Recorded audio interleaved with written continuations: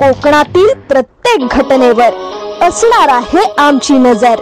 शेती, राजकारण, समाजकारण, क्रीडा, मनोरंजन आणि बरच काही।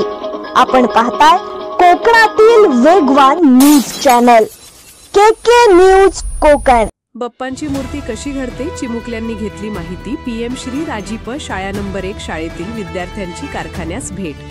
सर्वांचाच लाडका असलेला गणपती बाप्पांचे आगमन अगदी 4 दिवसांवर आले आहे। या बाप्पांची मूर्ती कशी तयार होते याची माहिती जाणून घेण्यासाठी म्हसळा शहरातील पीएम श्री जिल्हा परिषद शाळेतील 3री आणि 4थीच्या चिमुकल्यांनी म्हसळा शहरातील कुंभाराळी येथील मूर्तिकार जितेंद्र पाघरेकर आणि विशाल सायकर यांच्या गणपती कारखान्यास भेट देत मूर्तिकलेचे धडे जाणून घेतले। सध्या सर्वच कारखान्यात कारागिरांची गणेश मूर्तीवर शेवटचा हात फिरवण्याची लगबग सुरू आहे। शाळेतील विद्यार्थ्यांनी विद्याप्रवेश, क्षेत्रभेट आणि कार्यानुभव विषयाअंतर्गत मातीच्या वस्तू बनवणे व उद्योगधंद्यांना भेट अंतर्गत पाभरेकर यांचा गणेश मूर्ती बनवण्याच्या कारखान्यास भेट दिली। यावेळी जितेंद्र पाभरेकर यांच्याकडून विद्यार्थ्यांना मूर्त्या तयार करण्यासाठी लागणारा कच्चा माल, रंग, पेंट साहित्य, कलर मशीन, सजावट साहित्य, मूर्ती तयार होण्यासाठी लागणारा कालावधी, उपलब्ध बाजारपेठ व एक मूर्ती तयार करण्याची प्रात्यक्षिक व तिचे रंगकाम करून दाखवत माहिती देण्यात आली।